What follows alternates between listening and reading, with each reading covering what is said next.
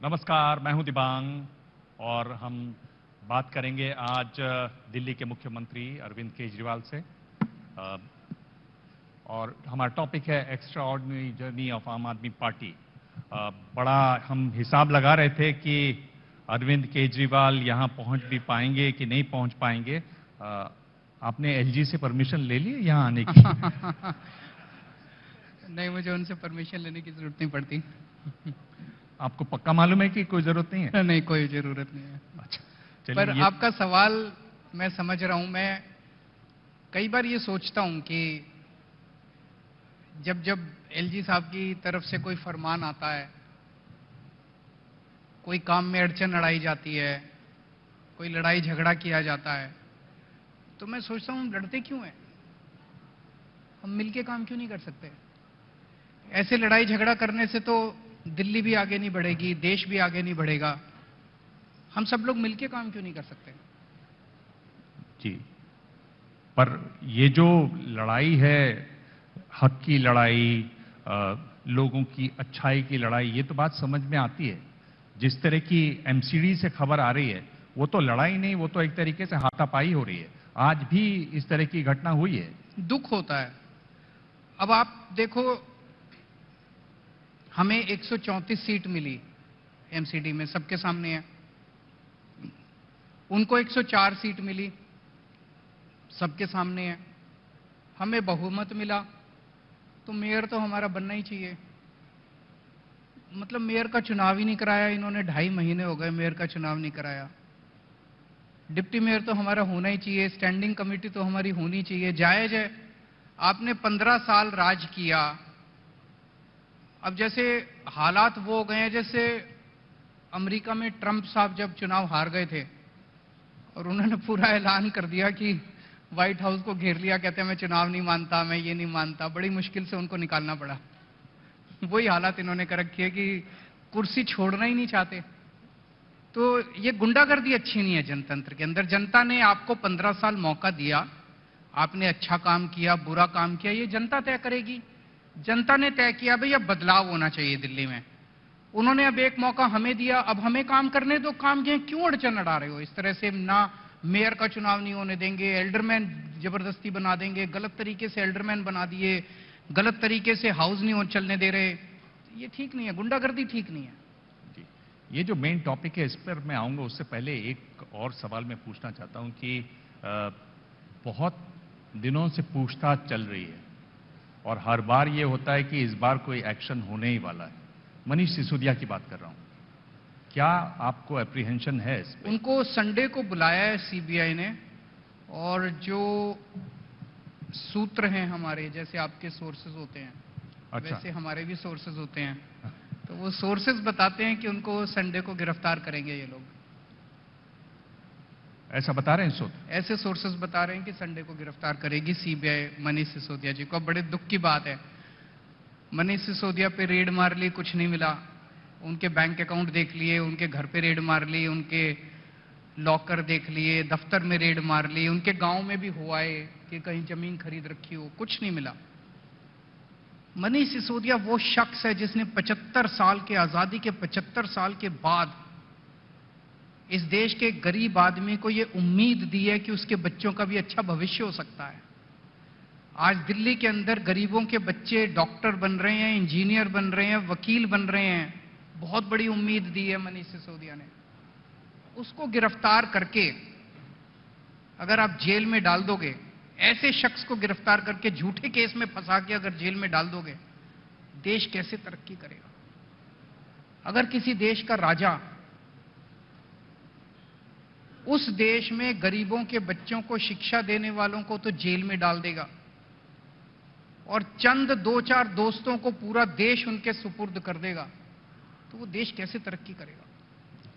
बहुत सारे सवाल इससे मेरे दिमाग में आ रहे हैं, लेकिन जो आज का टॉपिक है अगर उसी पर आए, एक्स्ट्रा ऑर्डिनरी जर्नी ऑफ आम आदमी पार्टी, ये जो आपका सफर रहा, इसमें बात चूंकि मनीष सिसोदिया की हो रही है, कितना महत्वपूर्ण रहा मनीष सिसोदिया का रोल इस पूरे सफर में?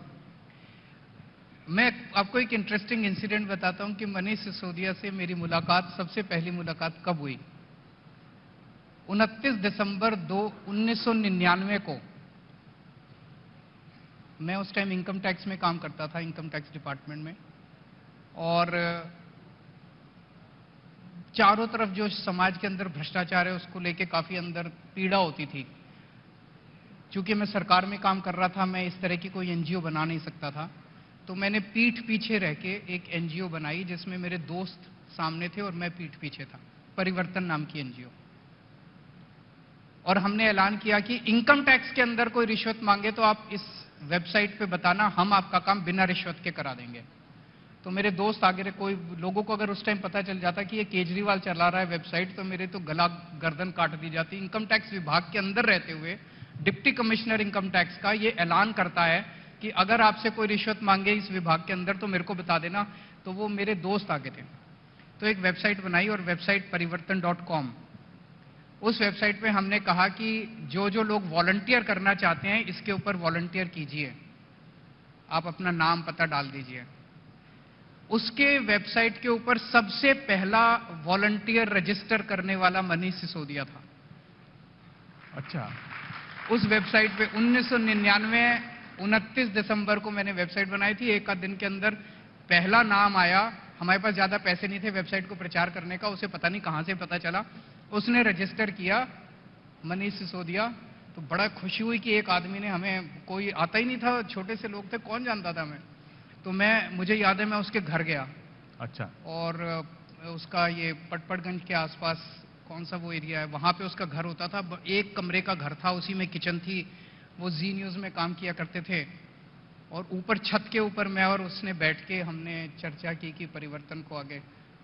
1999 से जर्नी शुरू हुई थी मेरी और मनीष सिसोदिया की। आज 23 साल हो गए और हमारी दोस्ती कायम है, और भगवान करे इस दोस्ती पे किसी की नजर ना लगे। जी। और कौन से, अगर आप देखें तो कौन से बड़े पड़ाव आप देखते हैं इस सफर में? अगर 3 बड़े पड़ाव आप अगर देखना चाहें आम आदमी हमने पार्टी। कभी सोचा नहीं था। हम एक मिडिल क्लास फैमिली होती है ना, उसी एक मिडिल क्लास फैमिली से आते हैं हम लोग, जितने भी हमारे इसमें आम आदमी पार्टी में हैं। इनकम टैक्स की नौकरी के बाद फिर मैंने एनजीओ परिवर्तन, फिर छुट्टी ले ली, फिर नौकरी छोड़ दी, फिर अन्ना आंदोलन में आ गए। कभी जिंदगी में नहीं सोचा था कि राजनीति में जाएंगे। और जो एक मिडिल क्लास का एक वो होता है ना कि राजनीति बड़ी गंदी है, कीचड़ है, हम अपने बच्चों को नहीं भेजेंगे, ये गुंडों का काम है, राजनीति में तो गुंडे आते हैं, गलत लोग आते हैं, भ्रष्टाचारी आते हैं, ये फीलिंग हमारे अंदर भी थी। लेकिन अन्ना आंदोलन जिस तरह से आके एकदम डेडलॉक बन गया, और उन्होंने कहा कि लोकपाल बिल पास करना है तो अपनी पार्टी बना लो, उस डेडलॉक से का समाधान राजनीति में आने के सिवा कोई चारा नहीं बचा हम लोगों के पास। और हम लोगों ने पार्टी बनाई, और उसके बाद पार्टी बनाने के बाद उम्मीद नहीं थी कि 1 साल के अंदर हमारी सरकार बन जाएगी। हाँ। तो कई बार मैं ये सोचता हूं, ये जो कुदरत है, जिसे आप भगवान कह लीजिए, जो मर्जी कह लीजिए, शक्ति जो है, ये नेचुरल शक्ति, ये बड़ी पावरफुल है। आपको मैं बताता हूं, 4 अप्रैल 2011 को अन्ना हजारे जी जंतर मंतर पे आके बैठे हैं लोकपाल बिल के लिए पहली बार जी। तो मैं इनवाइट करके आया था अन्ना हजारे जी को वहां पे। तो उसके लिए हमें वहां भीड़ इकट्ठी करनी थी, और मैं, मनीष सिसोदिया जी, उस टाइम कुमार विश्वास भी हमारे साथ होते थे, हम सब मिलके 4 अप्रैल का था, 2 अप्रैल को हम बैठ के ये सोच रहे थे कि 500 लोग आ जाएंगे क्या, कहां से लाएं, 500 लोग आएंगे ऐसी भी उम्मीद नहीं थी हम लोगों को। और 4 अप्रैल को ये आंदोलन इतना बड़ा बन गया, इतना बड़ा बन गया, तो कुछ तो चमत्कार कर रहा था ऊपर वाला। उसके बाद 16 अगस्त को जब अगस्त क्रांति हुई, हमें तो उम्मीद ही नहीं थी, पूरा देश खड़ा हो गया। इस देश की गली गली के अंदर लोग कैंडल, मोमबत्ती लेके निकल रहे थे, हमें तो उम्मीद ही नहीं थी। फिर जब पार्टी बनाई, हमें बिल्कुल उम्मीद नहीं थी। सारे पत्रकार कहते थे, सब कहते थे इन सबकी जमानत जब्त होगी, केजरीवाल की शायद जमानत बच जाए। वो ये नहीं कहते थे जीतेगा, वो कहते थे केजरीवाल की शायद जमानत बच जाए। और 28 सीट आ गई हमारी। और अगली बार 67 सीट आ गई हमारी। तो कई बार जब मैं सोचता हूं, मुझे लगता है कि शायद ऊपर वाला कुछ करवाना तो चाह रहा है हम लोगों से। ऊपर वाले के अलावा अगर हम खोजना चाहें तो क्या आपको लगता है कि आपको ऊपर वाले पे भरोसा नहीं है? नहीं, मुझे बहुत भरोसा है, मुझे बहुत भरोसा है, पर मुझे लगता है कि ऊपर वाले को और भी बहुत सारे काम रहते होंगे, इसके अलावा भी और चीजें होंगी जो जुड़ी होंगी आम आदमी पार्टी से। क्या आपको लगता है कि कर्म करते जाओ, ईमानदारी से कर्म करो, निस्वार्थ भाव से कर्म करो, अपने लिए मत काम करो, दुनिया के लिए काम करो, दुनिया के लिए जीवन समर्पित कर दो, बाकी ऊपर वाला कर लेता है। बाकी जो गीता में लिखा है ना, कर्मण्येवाधिकारस्ते मा फलेषु कदाचन, ये कोई एक बहुत पावरफुल है ये। अगर आप सही नीयत से, निस्वार्थ भाव से जनता की सेवा करते हैं और भगवान को समर्पित कर देते हैं, फिर ऊपर वाला डिसाइड करता है कि इसका नेक्स्ट स्टेप क्या होगा, इसको आगे की दिशा फिर ऊपर वाला दिखाता है। कई मौके ऐसे आए हमारे पूरी जर्नी के अंदर जब ऐसा लगा कि यार सब कुछ खत्म हो गया, सब कुछ खत्म हो गया, अब आगे कोई रास्ता दिखाई नहीं दे रहा था। जैसे जब अन्ना आंदोलन खत्म हुआ, हमें तो पता ही नहीं था अब आगे क्या होगा। कांग्रेस की सरकार थी, उन्होंने कहा हम तो लोकपाल नहीं बनाते, जो करना कर लो। अब राजनीति में आने का फैसला बहुत ही मुश्किल फैसला था और कहीं उम्मीद नहीं थी कि हम पार्टी बनाएंगे और सरकार बन जाएगी। मतलब ये तो सोचना ही बिल्कुल बेवकूफी थी उस टाइम। तो ऐसे लगता था जैसे सब कुछ खत्म हो गया। फिर 49 दिन की सरकार बनी।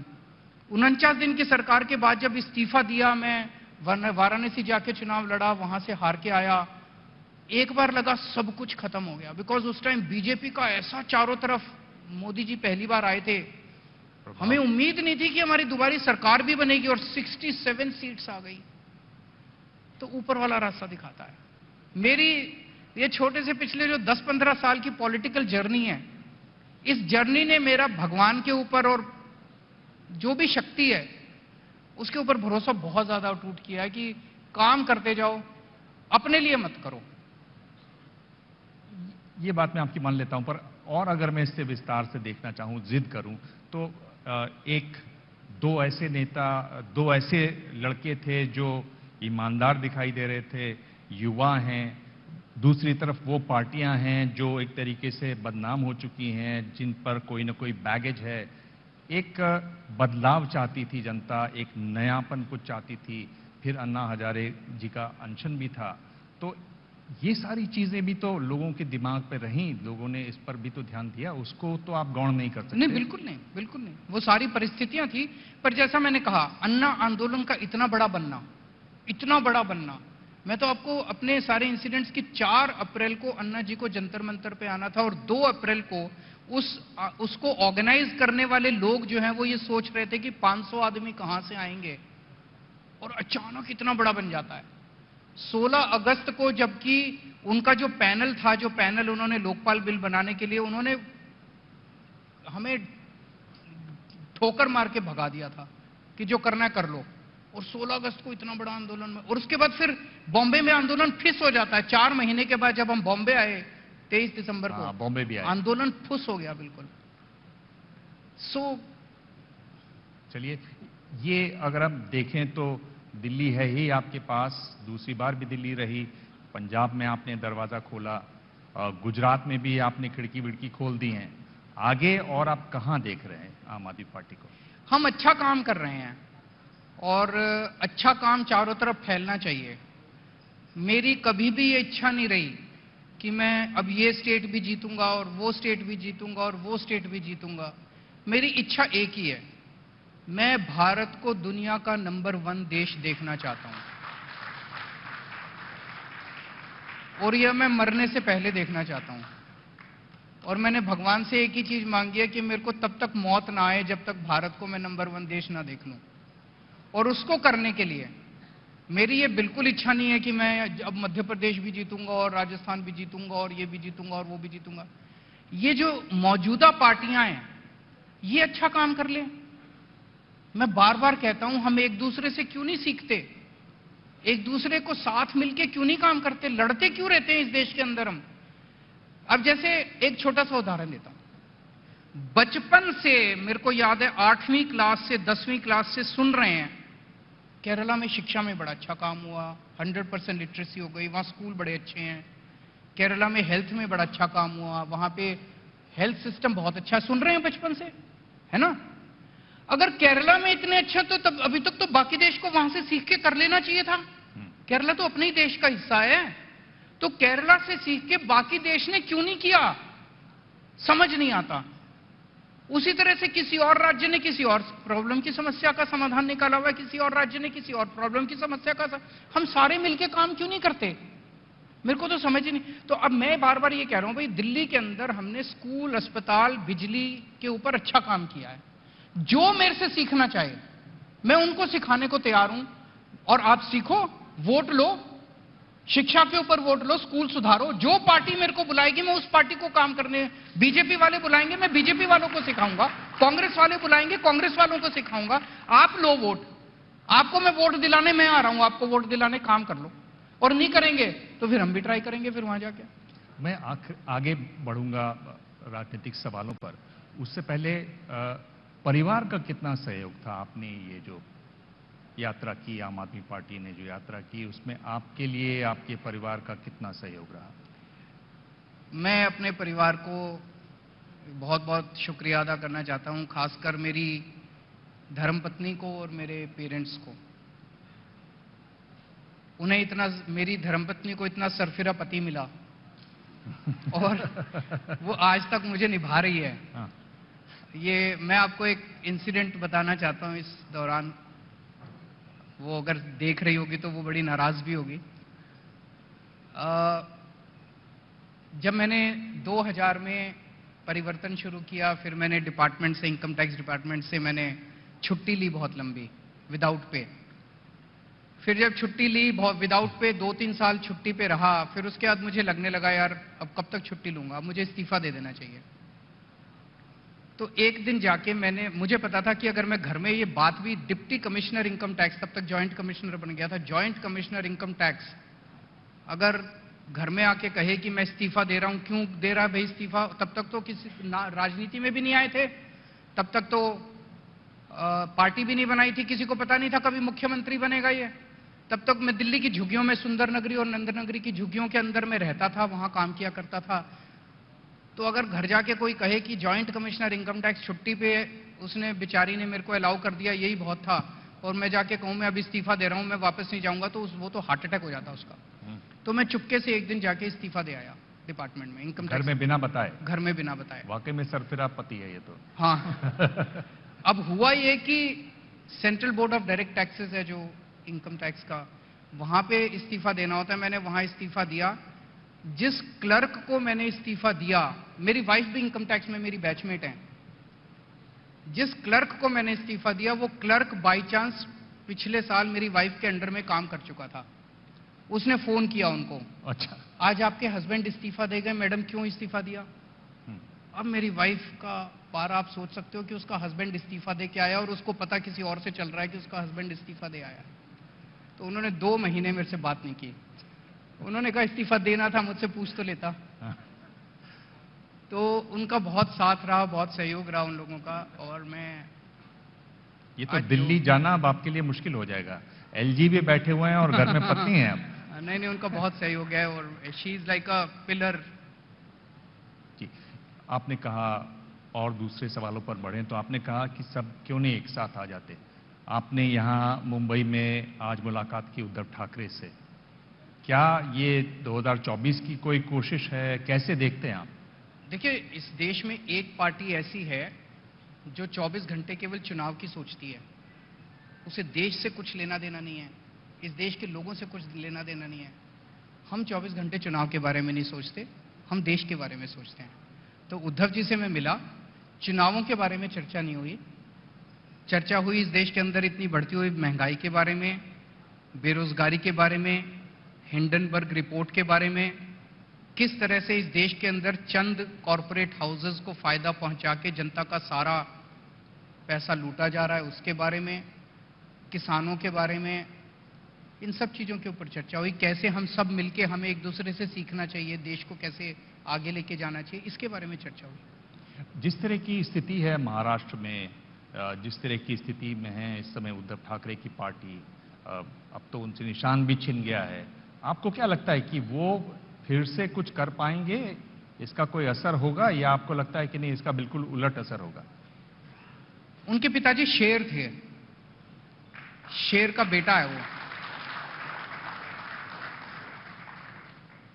उसका सारा सामान चोरी कर लिया इन्होंने, पार्टी चोरी करके भाग गए, सिंबल चोरी कर लिया, झंडा चोरी कर लिया। पर चोर तो चोरी होता है ना, चोर शेर थोड़ी बन सकता है। अच्छा। शेर तो शेर का बेटा ही बनेगा। हाँ। मेरे को लगता है कि जिस तरह से इन लोगों ने उद्धव जी के साथ किया है, पूरे महाराष्ट्र की जनता उनके साथ है, पूरे महाराष्ट्र की जनता का प्यार, उनकी सिंपैथी, उनका सपोर्ट उनके साथ है। एक बहुत महत्वपूर्ण जो आपने बात की वो हिंडनबर्ग की रिपोर्ट है। हम देख रहे हैं कि जो बैंक्स हैं, LIC है, 80,000 करोड़ रुपया है, यानी करोड़ों लोगों का पैसा उसमें लगा हुआ है, आम लोगों का पैसा लगा हुआ है, क्योंकि state bank of India, Punjab national bank, bank of Baroda, इस तरह के बैंक शामिल हैं। इस पर कोई जो पॉलिटिकल क्लास है उसमें आप लोग जमीन पे नहीं उतर रहे हैं, इस पर कोई बड़ा मूवमेंट नहीं कर रहे हैं। आपको क्या लगता है ये इतना बड़ा मुद्दा नहीं है क्या? सर, हम जो भी कर लें आप लोग दिखाते ही नहीं हो। अच्छा। चक्कर ये नहीं है कि कई लोग ये कहते हैं विपक्ष कुछ नहीं कर रहा। मैं ये कह रहा हूं विपक्ष बेचारा जो मर्जी कर ले, आप लोगों को दिखाने नहीं दिया जाता। आप लोग तो अच्छे हो, पर वो दिखाने नहीं देते आप लोगों को। बहुत प्रेशर है आप लोगों के ऊपर भी तो। लेकिन जनता देख रही है। एक इमरजेंसी भी आई थी 70s में, जब प्रेस भी सेंसरशिप की, उन्होंने सब कुछ किया। लेकिन जिस दिन जनता खड़ी होती है ना, समय का फेर है। इतिहास के अंदर बहुत लोग ऐसे आए जिनको ये लगा कि वो ऑल पावरफुल हैं, वो भगवान से भी ज्यादा पावरफुल हो गए। ऐसा होता नहीं है, समय का खेल है।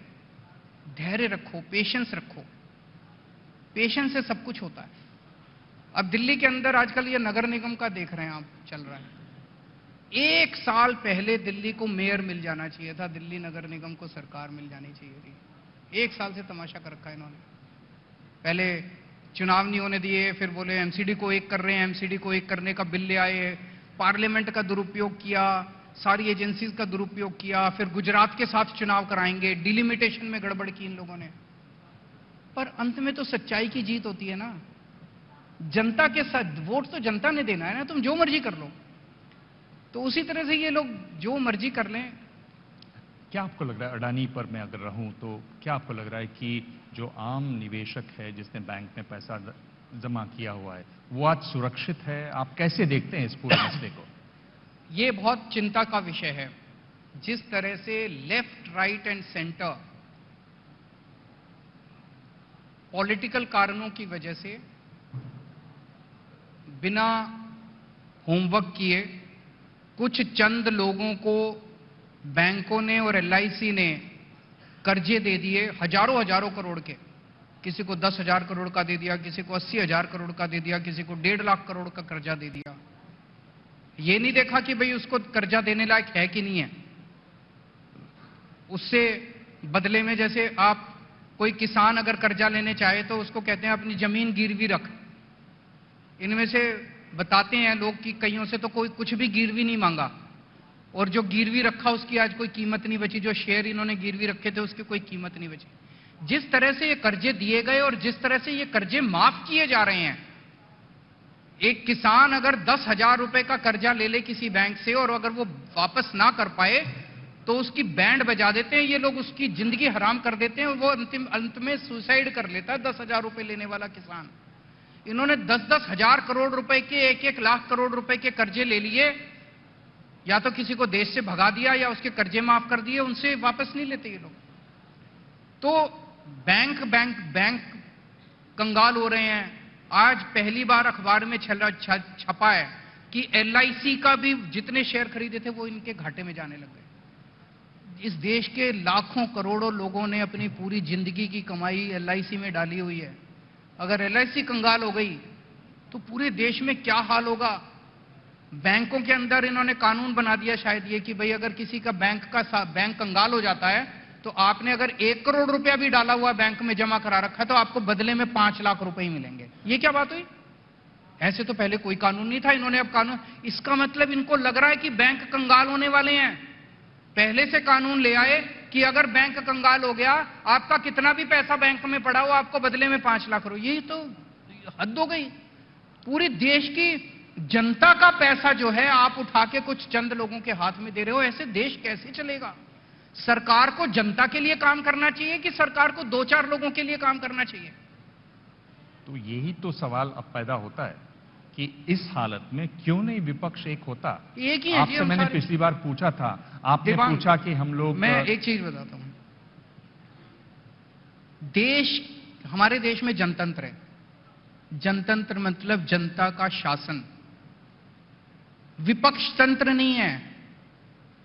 विपक्ष एक हो या ना हो वो इंपॉर्टेंट नहीं है, जनता का एक होना इंपॉर्टेंट है।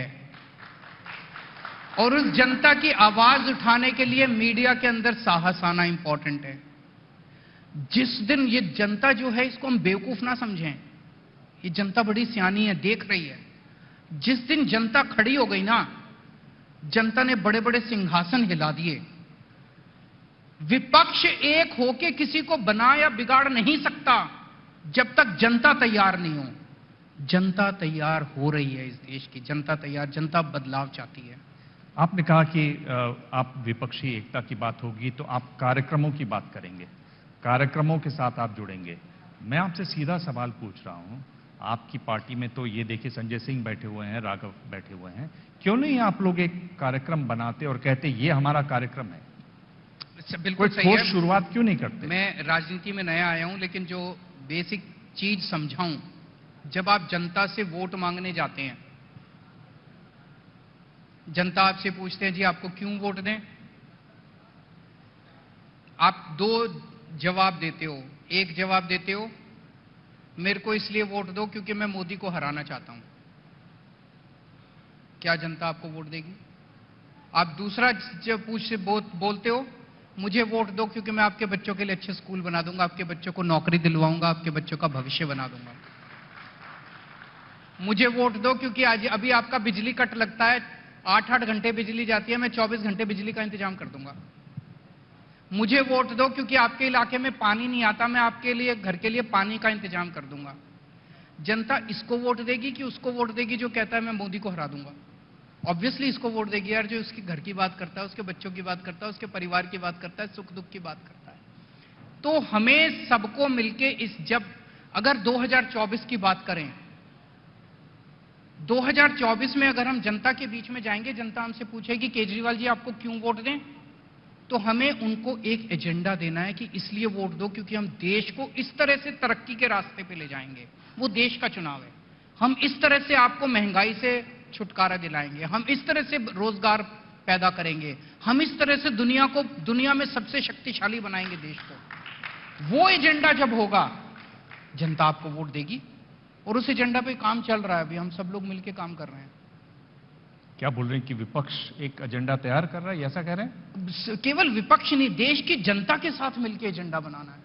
हम देश की जनता के साथ, आज जितनी चर्चाएं उद्धव ठाकरे जी के साथ हुई, इन्हीं मुद्दों के ऊपर हुई कि देश की क्या समस्या है, इस समय एक आम आदमी किन चीजों से जूझ रहा है, उनके समाधान क्या है। हमें देश की जनता की समस्याओं की और समाधान का जिक्र करना है।